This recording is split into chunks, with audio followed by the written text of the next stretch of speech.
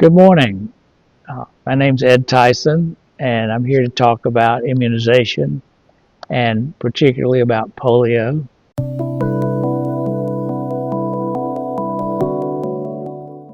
Polio was a dreaded, terrible thing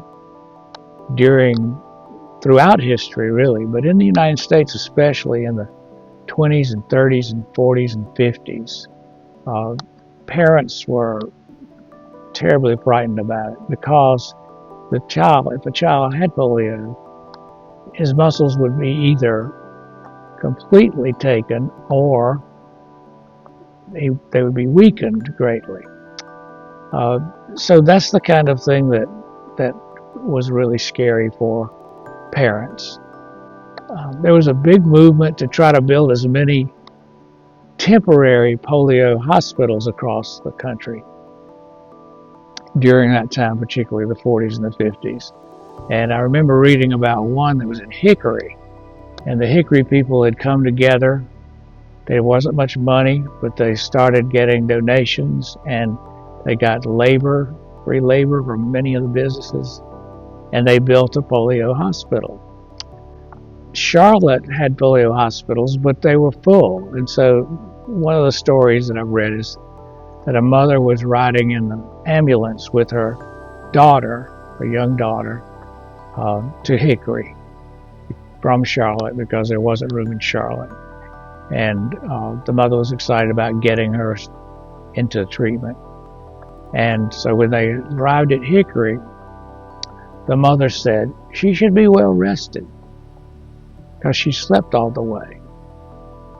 Unfortunately, she was not asleep. She had died en route. That's rare with polio victims, but it does occur. When the polio campaigns to fight infantile paralysis, that's what they called it, when it started, there was a big movement called the March of Dimes, and it asked children and adults to collect dimes on sort of a circular cardboard. You can insert the dimes. And the March of Dimes became very popular, raised a lot of money for polio treatment and research. And of course, it was known far and wide that Franklin Delano Roosevelt, our president, had polio.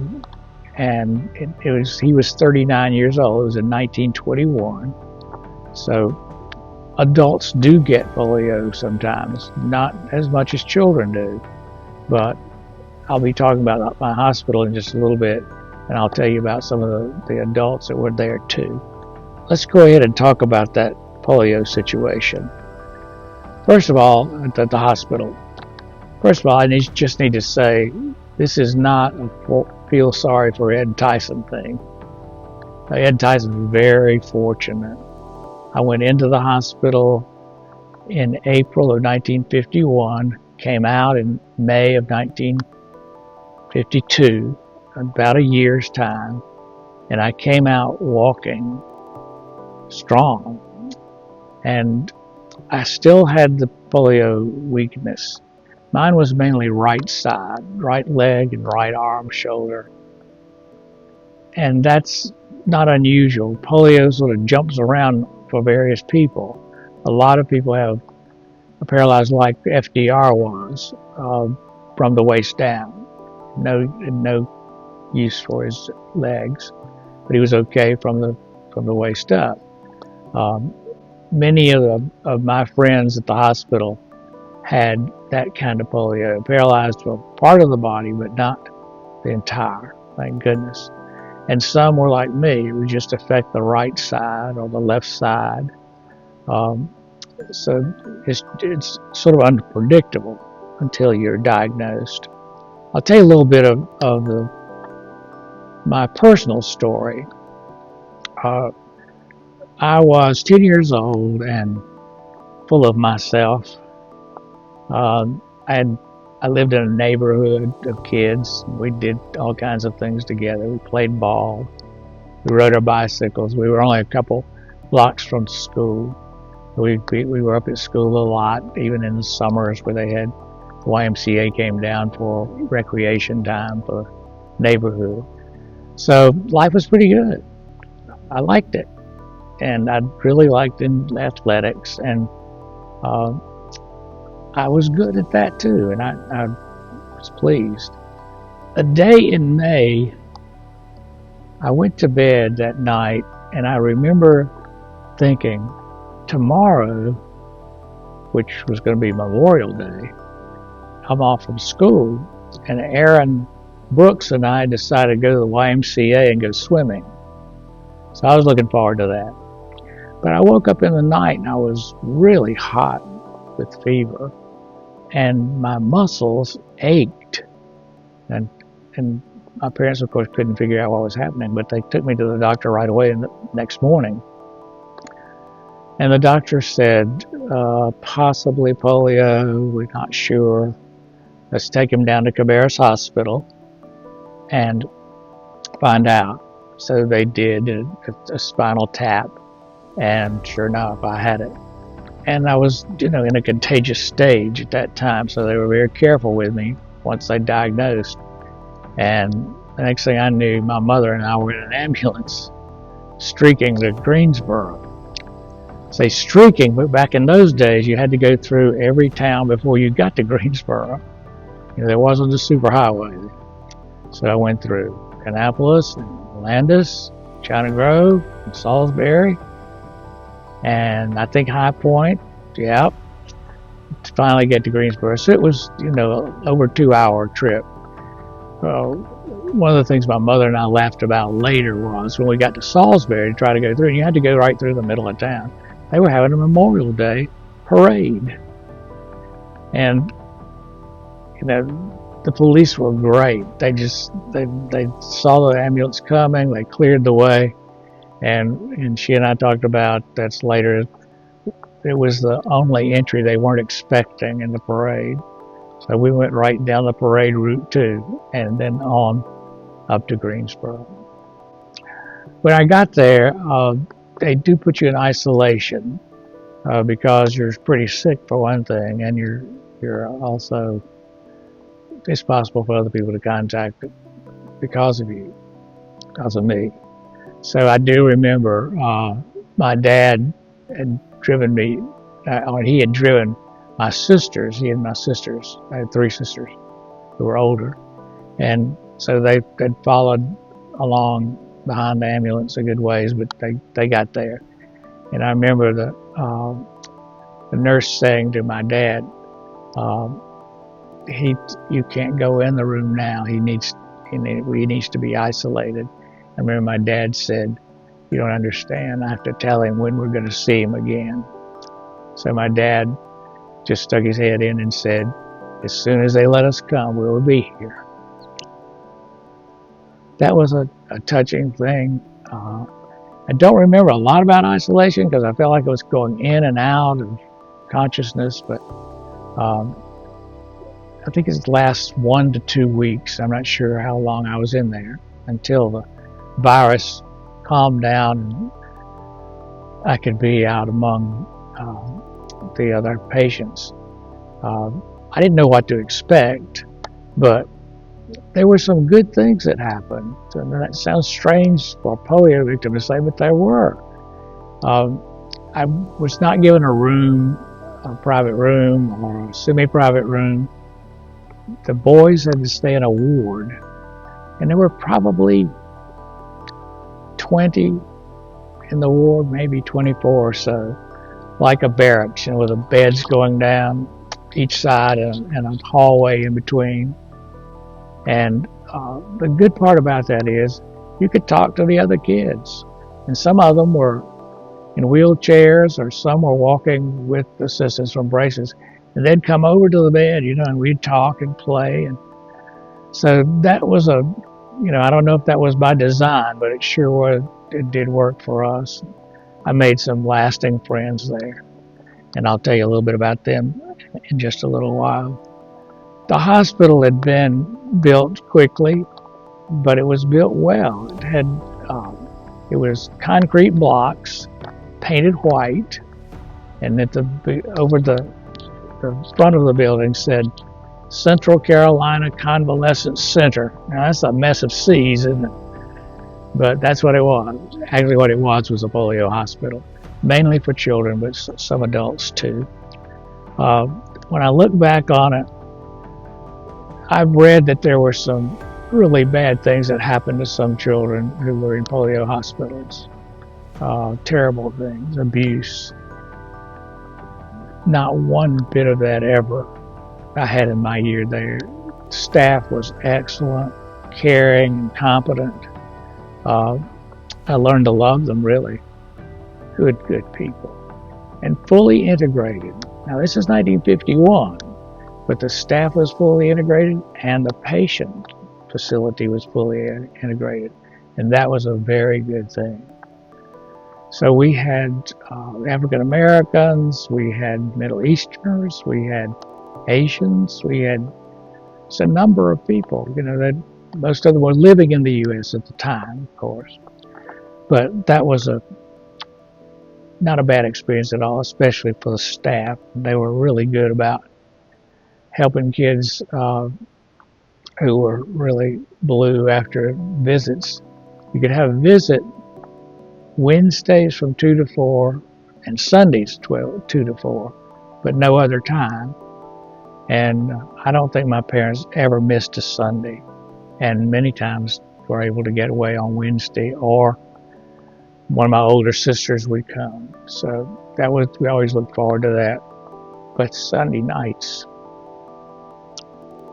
were hard, and some of the boys not wanting to see anybody crying, sobbing their pillows.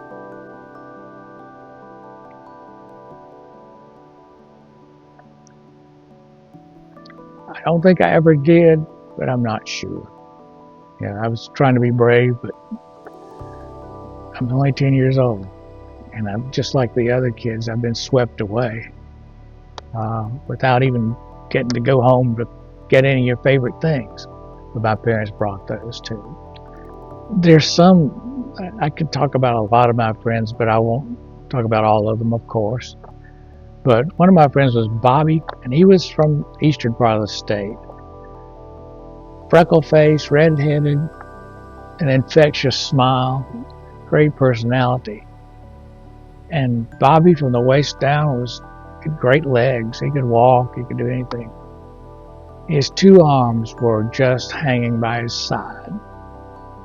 And they could do anything for that. There was nothing there to work with. And braces don't work in a situation like that. So there he was, able to walk around, visit with the other kids at the bed or when they were in the hallway. And but I've always wondered, I wish I had kept up with Bobby, how things went for him. But they couldn't have gone real well. He would never be able to hold a baby or use his arms in any way. So that's a lifetime of misery in a way, but he was very positive. It was Johnny, probably about 8 years old. I was 10, and Johnny was a African American boy who, again, had a great personality. Everybody liked Johnny. Johnny was just the opposite from Bobby. He had nothing below his waist but atrophy. But above the waist, he was fine. There's a female section too, and it was mainly young children, but there were some women there too. And I got to know them.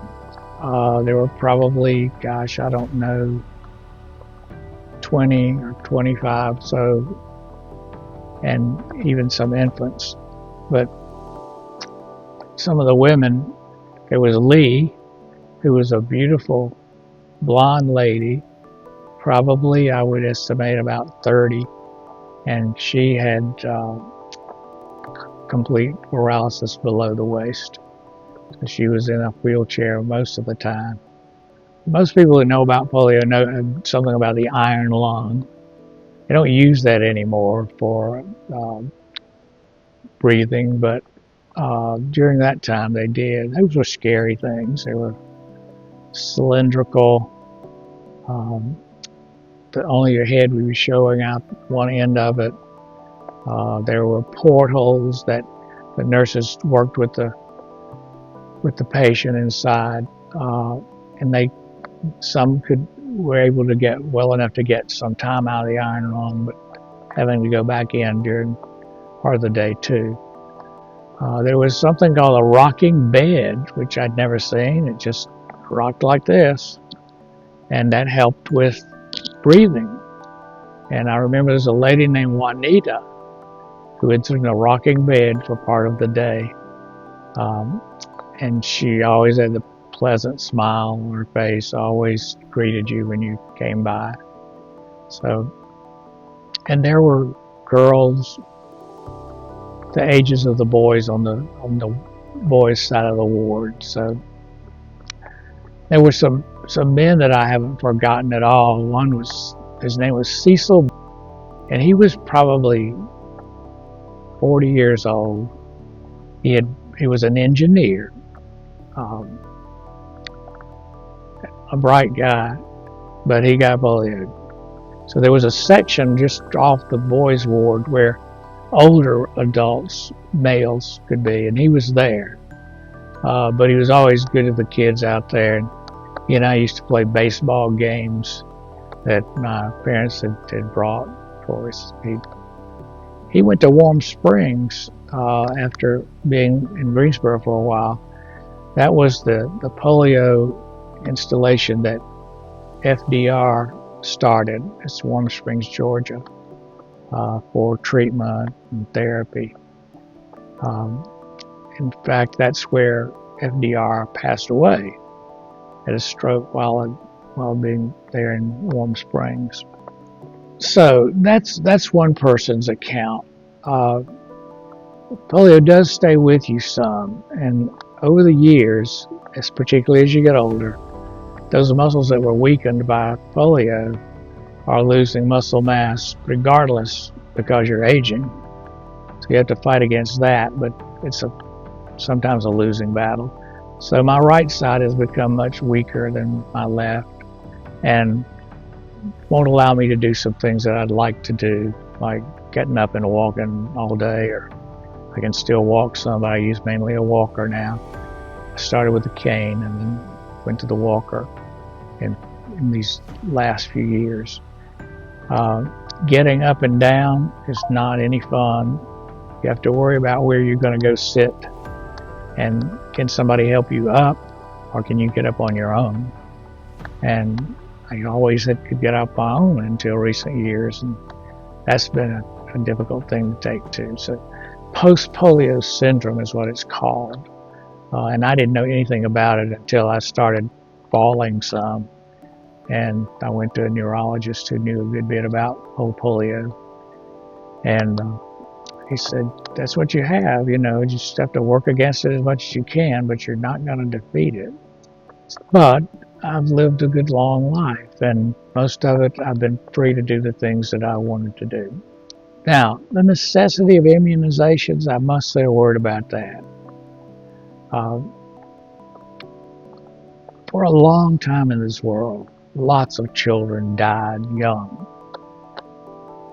And they died of things called whooping cough, we don't even think about that anymore. Scarlet fever, even tuberculosis, and of course polio. And I'm so glad that we have these vaccines now, because they've saved so many people from some really terrible illnesses, including polio, but many of the others too. I'd just like to stress to everyone the necessity of having the immunizations for your children. It not only protects your child, but it protects the others around them if your child would happen to be infected, and then pass that on to others. So for humanity, please do the immunizations. Don't believe the conspiracy stories that you hear and come online. They sound convincing sometimes. They're not if they're saying this, it should be no vaccinations. I just feel strongly about that, and I have a hard time understanding why you wouldn't want to do the very best you could do for your child. It's been claimed that autism can be caused by vaccinations. Absolutely no proof of that. I've read that over and over again, that there's no link to that. So I hope that those who see this and listen to it, who are parents and grandparents, uncles, aunts, stress immunization for the children, because not everybody's getting vaccinated now, and we could be reaping a really bad whirlwind if we don't do that. Thank you very much.